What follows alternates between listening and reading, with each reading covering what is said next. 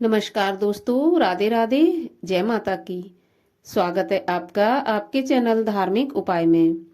तो आज के इस वीडियो में आप सुनेंगे माघ मास के महात्म के 25वें अध्याय की कथा, जिसमें केरल देशीय एक वेद पाठी ब्राह्मण के राक्षस होने की कथा का वर्णन किया गया है। कथा शुरू करने से पहले आपसे रिक्वेस्ट है कि यदि चैनल को सब्सक्राइब नहीं किया है, चैनल पर पहली बार आए हैं तो चैनल को सब्सक्राइब करें, वीडियो को लाइक करें और ज्यादा से ज्यादा शेयर करें। तो चलिए अब सुनते हैं माघ मास के महात्म के 25वें अध्याय की कथा। राक्षस बोला, हे महामुनि, केरल देश के ब्राह्मण की मुक्ति होने का वृत्तांत कृपा करके मुझसे कहिए। देवदूती ने कहा कि हे पिशाच, सुनो, मैं इस शुभ तथा पुण्य कथा को कहता हूँ। केरल देश में वसु नाम का एक वेद पारंगत ब्राह्मण रहता था। उसके पट्टीदार बांधवों ने उसकी भूमि छीन ली थी। अतएव वह निर्धनता से दुखी होकर अपनी जन्मभूमि को त्याग कर तथा देश देश में घूमता हुआ कुछ दिन बाद किसी व्याधि से पीड़ित हो एक बड़े जंगल में गया। तीर्थ इत्यादि में चलने के कारण थका हुआ क्षुधा से पीड़ित वह विंध्याचल पर्वत पर दुर्भिक्ष के कारण मृत्यु को प्राप्त हुआ। उसकी दाह क्रिया तथा आर्धदैहिक क्रिया भी नहीं हुई थी, जिससे वह निर्जन वन में पर्वत की कंदरा में प्रेत रूप होकर चिरकाल तक वास करता रहा। वह अत्यंत शीत व ताप से तथा बिना आहार और जल के बहुत हाहाकार करता हुआ लंबी लंबी श्वास लेता हुआ वायु रूप में इधर उधर घूमता था। कहीं भी शरण तथा सुख न मिलने के कारण दुख से व्याकुल हो वह सोच करता हुआ अपने कर्म के फल भोगता रहा। जो लोग हवन, गोविंद का पूजन, आत्मविद्या का अभ्यास नहीं करते तथा प्रसिद्ध तीर्थों से विमुख रहते हैं और दुखी लोगों को स्वर्ण वस्त्र, तांबूल, रत्न, फल, अन्न तथा जल नहीं देते, वे कर्महीन होते हैं। पाखंडी, कुटिल, चोर, ठग की वृत्ति वाले बाल, वृद्ध, आतुर और स्त्रियों पर निर्दयता का व्यवहार करने वाले जो लोग इनका धन हरते हैं व असत्य बोलते हैं, ऐसे लोगों का अवश्य त्याग कर देना चाहिए। आग लगाने वाले, विष देने वाले, झूठी गवाही देने वाले, वैश्यागामी, ग्रामवासियों को यज्ञ कराने वाले, पिता, माता, बहन, संतान, अपनी स्त्री, स्वामी तथा शरणागत तक का त्याग करने वाले, लोभी, नास्तिक, दूसरों के गुरु, देवता, वेद और धर्म की निंदा करने वाले, बड़े तीर्थों में या बुरा प्रतिग्रह लेने वाले, गाय तथा भूमि को चुराने वाले, दूसरों के द्रोह तथा प्राणियों की हिंसा करने वाले लोगों के लिए संसार में बार बार जन्म लेने से कोटि कोटि योनियों में दुखदायी फल मिलते हैं। प्रेत, राक्षस, पिशाच तथा तिरछी चाल चलने वाले एवं वृक्ष योनि में जन्म लेने वाले, इनको इस लोक तथा परलोक में लेश मात्र भी सुख प्राप्त नहीं होता। अतएव निषिद्ध कार्यों को छोड़कर धर्म, यज्ञ, दान, तप, देव पूजन आदि करना चाहिए तथा मंत्र, देवता और गुरु की सेवा चारों वर्ण वालों को निरंतर करनी चाहिए। इस प्रकार धर्म का उपदेश करके उस ब्राह्मण ने फिर से कहा कि हे पिशाच, उस केरल प्रेत के उस पर्वत पर वास करते हुए बहुत समय व्यतीत होने पर एक बार मार्ग में एक पथिक को, जो 2 गगरी में त्रिवेणी का जल लिए हुए था, आनंद पूर्वक जनार्दन भगवान के पुनीत श्लोक गाते हुए जा रहा था।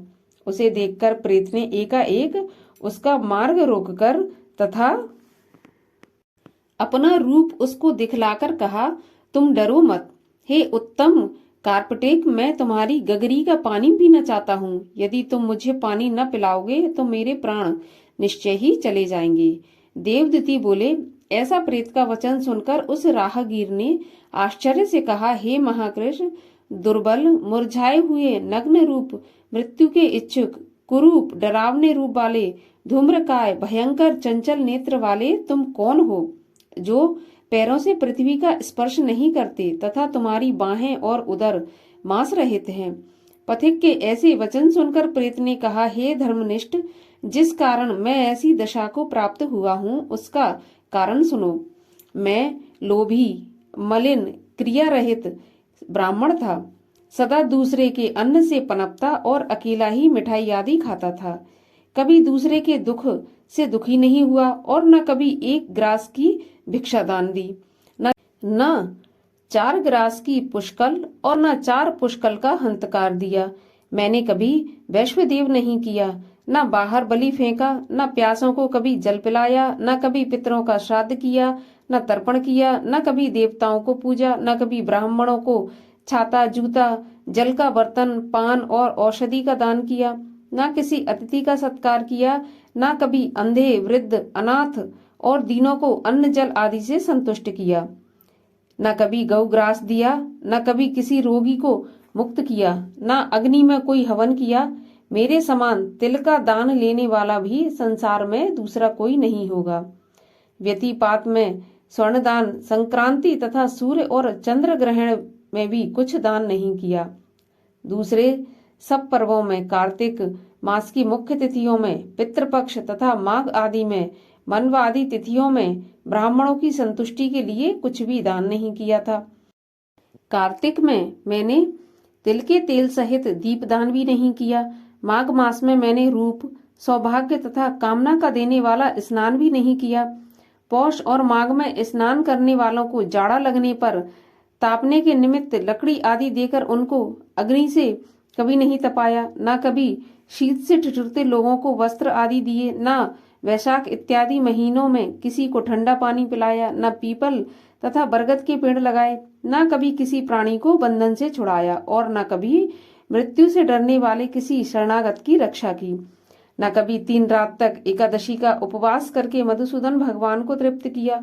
हे द्विज, न मैंने कभी कृच्छ, अतिकृच्छ, तप्त कृच्छ और शांतपन पुण्य तथा चंद्रायण व्रतों में अपने शरीर को कृश किया, जिनको इंद्र आदि देवताओं ने किया। हे ब्राह्मण, देखो, मेरे पूर्व जन्म के कर्म के बड़े बड़े क्रूर कर्मों के कारण ही इस जन्म में मेरी यह ज्ञान रहित विचित्र गति हुई है। इस पर्वत पर भेड़िया तथा व्याघ्र से मारे हुए पशुओं के मांस आदि पड़े हैं।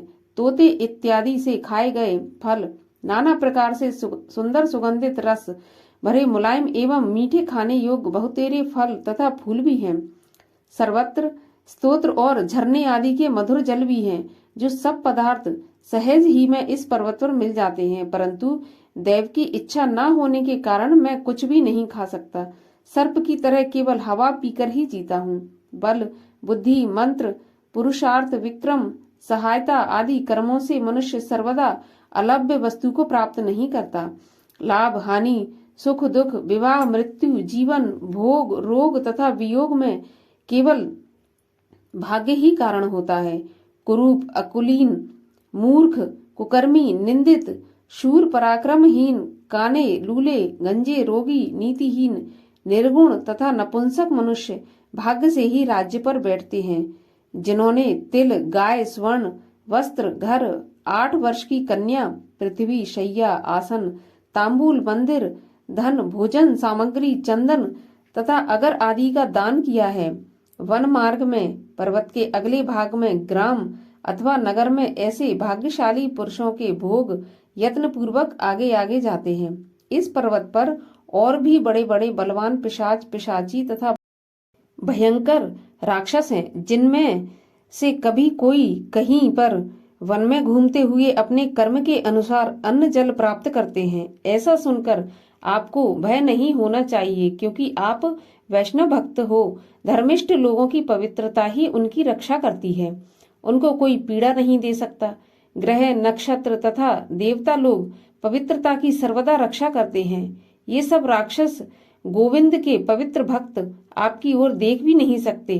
जो लोग नारायण की भक्ति में लीन रहते हैं, उनको राक्षस, प्रेत, पूतना, भूत, बेताल, गंधर्व, शाकिनी, आर्यक, रेवती, वृद्ध रेवती, मुखमंडली, यक्ष, क्रूर, बालग्रह, दुष्ट, बुद्ध ग्रह, मातृका ग्रह, भयंकर तथा अन्य विनायक आदि ग्रह, कृत्या, सर्प, कुष्मांड तथा अन्य दुष्ट जंतु, हे ब्राह्मण, पवित्र वैष्णव ब्राह्मण को न देख सकते हैं और न छू सकते हैं।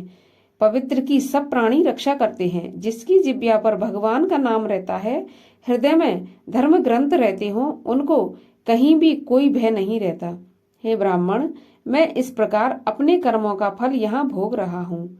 एक बार जम्बालिनी नदी के किनारे पर घूमते हुए मैंने सारस द्वारा कहे हुए वचनों को सुना था, अतः बार बार विचार करने के कारण मैं दुखी नहीं होता।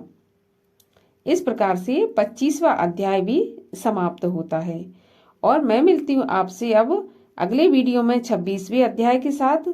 तब तक के लिए राधे राधे, जय माता की।